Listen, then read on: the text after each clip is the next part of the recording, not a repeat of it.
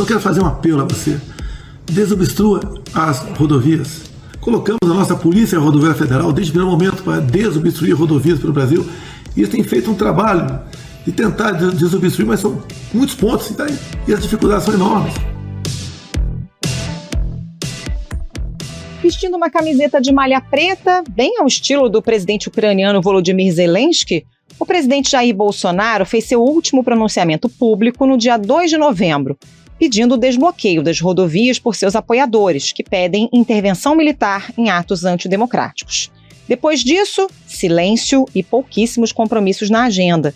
Desde que perdeu as eleições em 30 de outubro, Bolsonaro só esteve no Palácio do Planalto 2 vezes. Em uma delas, encontrou o vice-presidente eleito, Geraldo Alckmin, que coordena a equipe de transição.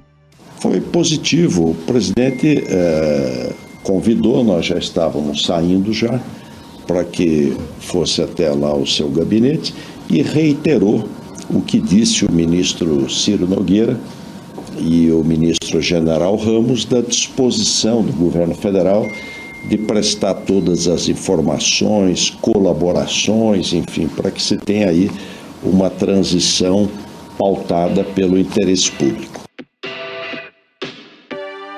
Bolsonaro não foi à reunião do G20 nem à COP27. Tem feito poucas publicações no Telegram e nas redes sociais. Até as tradicionais lives de quinta-feira não têm sido realizadas. Além de críticas sobre o vácuo na gestão do país, a situação já tem gerado preocupação em aliados de Bolsonaro. O PL conta com a popularidade do presidente, mesmo derrotado, para liderar a oposição ao governo Lula, como disse o presidente do partido, Valdemar Costa Neto.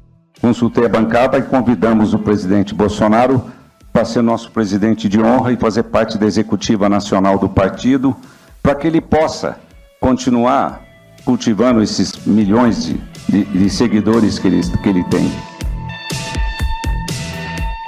Afinal, por onde anda Jair Bolsonaro? Qual a justificativa para a ausência de compromissos oficiais na agenda do presidente? Como aliados de Bolsonaro veem essa estratégia? Ele pode reaparecer questionando mais uma vez o resultado das urnas eletrônicas, como têm feito seus filhos e apoiadores mais radicais? Esses são os temas do Ao Ponto de hoje. Eu sou Carolina Moran e neste episódio converso com o repórter Daniel Gulino e a colunista Bela Megali. Fique com a gente.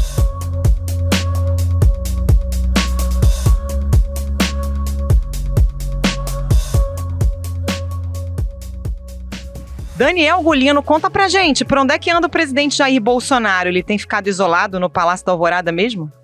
Oi, Carol. Então, é isso mesmo. Faz 2 semanas que ele não sai do Palácio Alvorada, de acordo com a agenda oficial dele.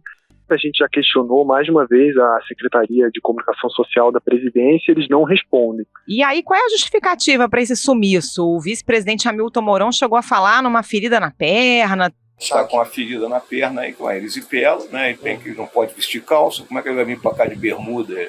É difícil. Uhum. Mas ele pretende voltar? Lógico. O senhor tem conversado com ele? Não, atualmente não. Tem uma justificativa oficial para isso?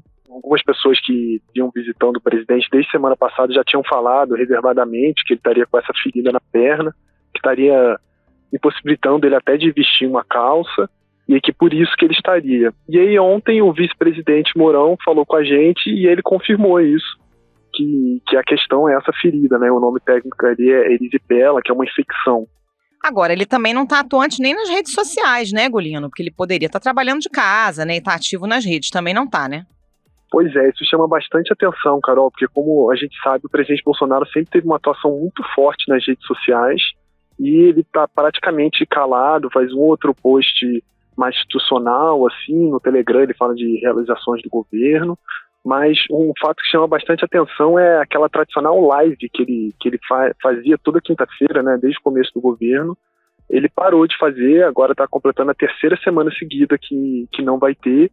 E assim, a gente fez um levantamento e isso é raríssimo no governo. Ele chegou a fazer essa live do exterior, com um fuso horário diferente, chegou a fazer uma vez internado dentro do hospital com uma sonda, mas agora ele parou de fazer sem nenhum tipo de explicação.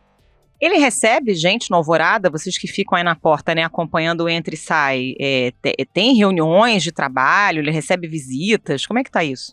Sim, ele tem recebido, a agenda oficial dele entra ali um ou outro compromisso, principalmente com ministros, assessores próximos. Teve semana passada o governador do Paraná, o Ratinho Júnior, esteve aqui, o prefeito de Chapecó, João Rodrigues, também esteve aqui, isso entrou na agenda, e tem coisas que também é fora da agenda. A gente fica aqui, eu e outros colegas da imprensa, a gente fica aqui no Palácio da Alvorada, de olho, e a gente vai vendo os carros que entram, saem, consegue identificar um assessor, às vezes até um ministro que não entra na agenda também. Então ele tem tido algumas reuniões aqui, sempre no Palácio da Alvorada.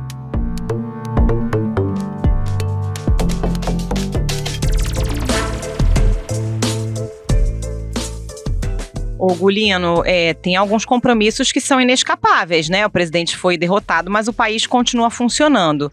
E aí, quem cuida da lojinha? O vice Mourão já tem assumido alguns compromissos, né? Pois é, ontem no Planalto teve um, que foi a apresentação de cartas credenciais de embaixadores, que é uma cerimônia que quando o embaixador chega no país, ele vai meio que se apresentar para o presidente, né? E isso já aconteceu várias vezes durante o governo, era sempre o Bolsonaro que estava lá, e ontem o Mourão foi escalado para isso. Foi um fato incomum, assim, e aí por isso que o Mourão deu como justificativa essa questão da perna. E também o presidente deixou de... agora está tendo eventos importantes internacionais, né? A COP27, ele nunca foi nesse evento sobre o clima, né? Mas, por exemplo, está tendo também a reunião do G20, que ele foi nos outros anos, e dessa vez ele optou por não ir.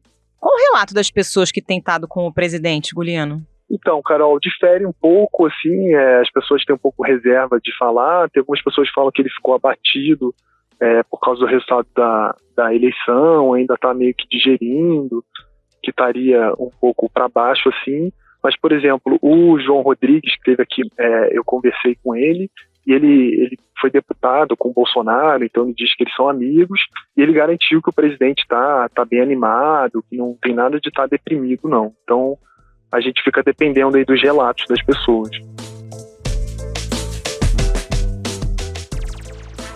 O que você percebe em termos de trabalho do governo, né? Porque a gente sabe que o Bolsonaro tá aí isolado e muita coisa a gente não vê caminhar no governo, né? Ele não tem agenda no Planalto, o Brasil tem problemas sérios aí para serem endereçados. Você percebe essa paralisia entre os assessores, os ministros, enfim, esse fim de governo mesmo de uma forma mais apática, assim como o presidente? Sim, dá para falar isso sim, Carol. Parece dar uma paralisada assim depois da eleição. Você pode ver as agendas dos ministros também estão mais vazias, poucos compromissos. O presidente ele continua assinando alguns atos, né, que são publicados no Diário Oficial, mas são poucas coisas, uma sanção de uma lei ou outra, uma outra nomeação, assim. Mas no geral dá para falar que o ritmo do governo diminuiu, assim, não voltou depois da eleição. Durante a eleição ele já tinha entrado num modo de eleição assim quase total, assim, vários dias que ficava registrando sem compromissos oficiais, né, na agenda ali oficial que registra os atos dele de governo. E aí meio que ele está continuando, assim, de certa forma ele não voltou a trabalhar, né. Gulino, obrigada pela participação, bom trabalho aí para você. Obrigado, Carol, bom trabalho.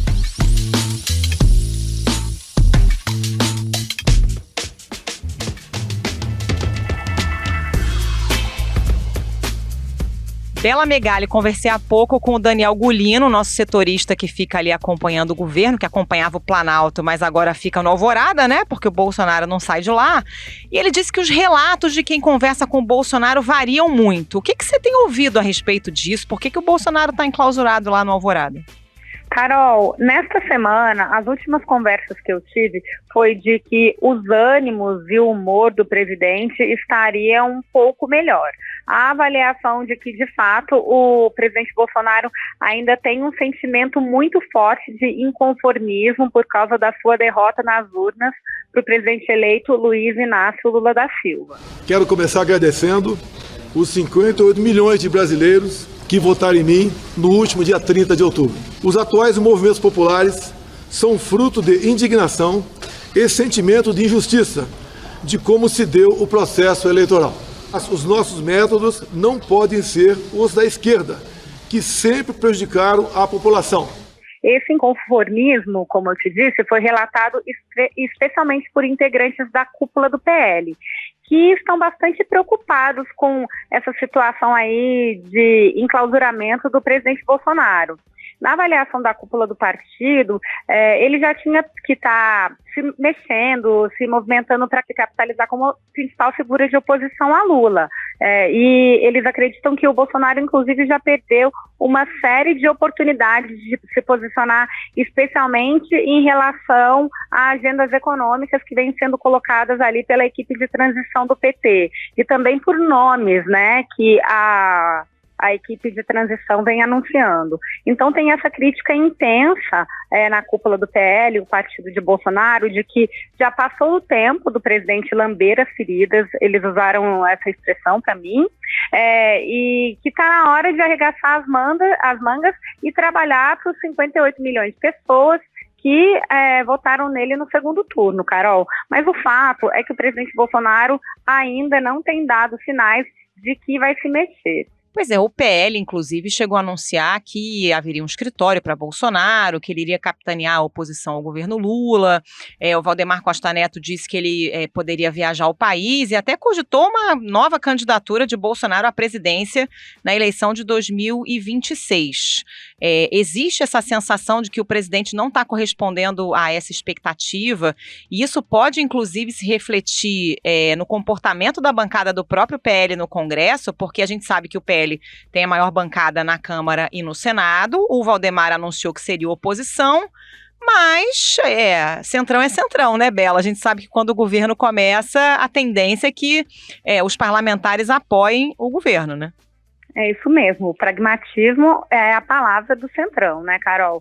E existe sim, na liderança, na cúpula do PL, a insatisfação é imensa, não só do próprio presidente, o Valdemar Costa Neto, inclusive passou a semana fora, distante de Brasília, mas também de várias lideranças do partido que têm enviado os recados diretamente ao presidente Bolsonaro, que está na hora dele voltar a se mobilizar, arregaçar as mangas e fazer essa movimentação ali, porque existe a leitura de que se o Bolsonaro seguir nesse processo de enclausuramento, ele pode inclusive cair num ostracismo e perder boa parte do apoio que ele angariou ao longo da campanha eleitoral, Carol.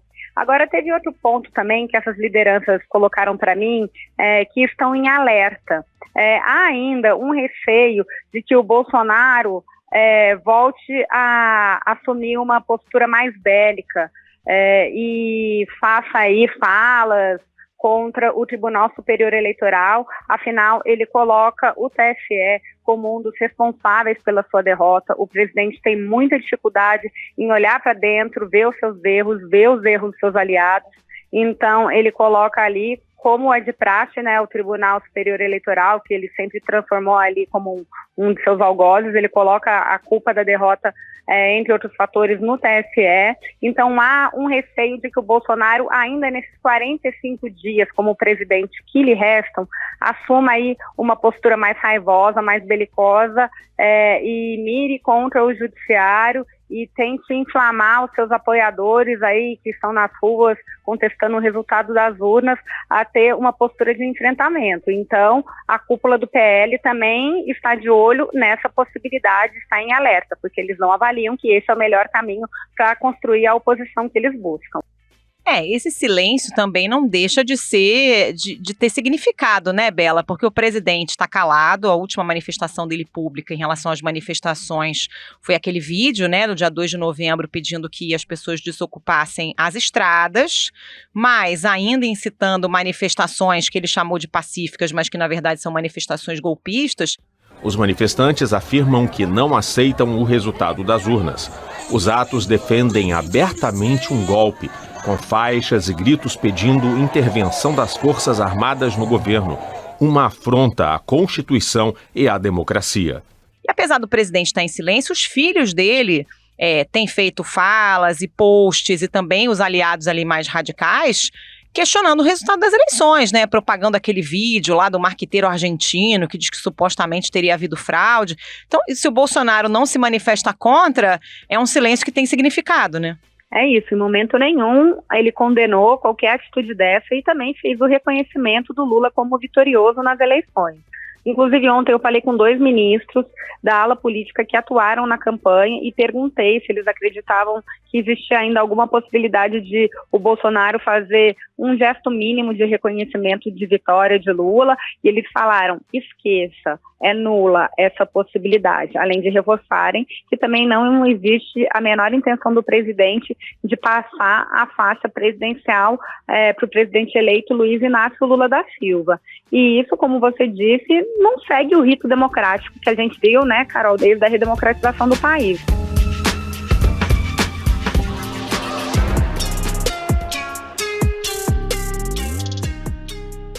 Como é que a cúpula do PL tem encarado a atuação dos apoiadores mais radicais do presidente Bolsonaro? Por exemplo, a deputada federal Carla Zambelli, que teve as redes sociais suspensas, inclusive, por insuflar as manifestações golpistas. Como é que isso tem impactado a cúpula do PL, que é muito mais política, um partido do centrão tradicional e que acabou abarcando esses bolsonaristas mais radicais? O impacto dentro do PL é de muita irritação, Carol, especialmente em relação à deputada Carla Zambelli. Há uma leitura de que ela não aprendeu e não assumiu o erro, porque existiu esse episódio de ela sair apontando uma arma pelas ruas de São Paulo para um homem negro, e dentro do governo e também do partido coloca-se a derrota do Bolsonaro, né, como culpa também desse episódio. A avaliação é que esse episódio foi essencial para ajudar ali o presidente a perder votos importantes no segundo turno, já que a gente viu que foi uma disputa muito acirrada. Então a leitura é que a Zambelli, ela só age para abastecer a própria plateia. Ela não está pensando em construir uma oposição qualificada, ela não está pensando em fortalecer o PL como partido. E há também irritação porque ela vem tentando articular entre os parlamentares da legenda uma espécie de CPI das eleições. Ela vem tentando colher assinaturas e apoio para instaurar uma comissão para colocar em questionamento o resultado das urnas, o que também prejudicaria o PL, que teve uma bancada muito grande, foi um partido que saiu maior dessa eleição, não é, Carol? Então, o partido não tem interesse nenhum em instaurar esse tipo de CPI. E também tem irritação com a conduta que ela tem adotado, quer dizer, estimulado, porque ela sempre teve essa conduta de ataque aos ministros do Supremo Tribunal Federal, e agora ela segue estimulando seus colegas de bancada a repetirem os ataques nas redes sociais, difusão de vídeos em que eles são atacados e agredidos. Você percebe uma paralisia no governo? Eu fiz essa mesma pergunta também para o Bulino, né? Ele disse que sim, que isso é visível inclusive na agenda dos ministros, mas há problemas que têm que ser endereçados, né? De, por exemplo, compra de vacinas mais modernas para a Covid. Tá tudo parado junto com o Bolsonaro? Olha, o que eu vi tendo mais alguma pasta, né, que anda fazendo um ministro que está trabalhando, vamos dizer assim, né, mais que os demais, o ministro Carlos França, já que o Bolsonaro resolveu não ir para o G20. Juntos, os integrantes do G20 representam mais de 60% da população mundial. Os presidentes do México, López Obrador, e do Brasil, Jair Bolsonaro, também não vieram. O Brasil é representado pelo ministro das Relações Exteriores, Carlos França. O que também foi visto pelos seus aliados como mais um erro, porque acreditavam que Bolsonaro deveria usar o G20 para fazer uma contraposição à figura de Lula, que está na COP27. Então, tem alguns casos em que os ministros estão sendo obrigados, inclusive, a trabalhar por essa apatia do presidente Bolsonaro. Mas, de fato, tem sim esse ambiente de que nada está andando, né? Fica todo mundo a reboque do presidente. Ele sempre teve uma gestão muito controladora, muito centralizada, e agora está todo mundo a reboque desse silêncio e dessa ausência de gestão dele. Bela, a gente estava falando sobre o futuro político do Bolsonaro, né? E quem falou foi o Valdemar, presidente do PL, que ele poderia ser essa pessoa que ia viajar ao país, que poderia até ser candidato. Mas a gente não ouviu isso da boca do próprio Bolsonaro, né? As pessoas do entorno dele falam alguma coisa sobre o que se passa na cabeça do presidente? As pessoas do entorno dele hoje se limitam a torcer, na minha avaliação, Carol. O que eu vejo é que essa fala do Valdemar tem um tom de torcida, assim como de boa parte dos ministros que estão com ele. Eles verbalizam que o Bolsonaro será o candidato em 2026 e vai fazer agora uma oposição à la Trump, como eles gostam de dizer, que é a inspiração do presidente Bolsonaro, né, o ex-presidente dos Estados Unidos.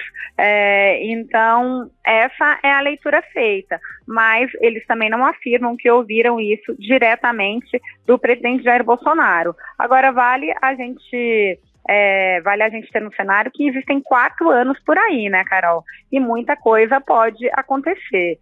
O Bolsonaro, inclusive, ele deve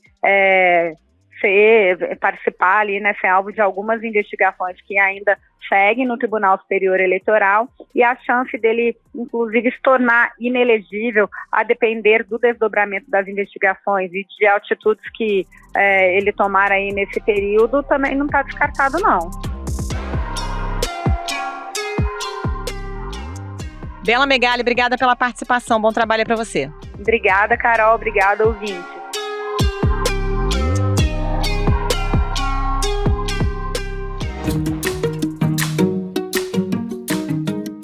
Esse foi o Ao Ponto de hoje, o podcast diário da redação do Globo. Nesta conversa, a gente conta com a participação de toda a equipe do jornal, as mesmas pessoas que trazem informação e análise de qualidade todos os dias. Quer saber mais? Assine o Globo. Acesse assineoglobo.com.br e confira todas as notícias e reportagens especiais. A produção deste episódio foi da Júlia Pina e a edição é do João Guilherme Lacerda e da Luciana Malini. Até mais!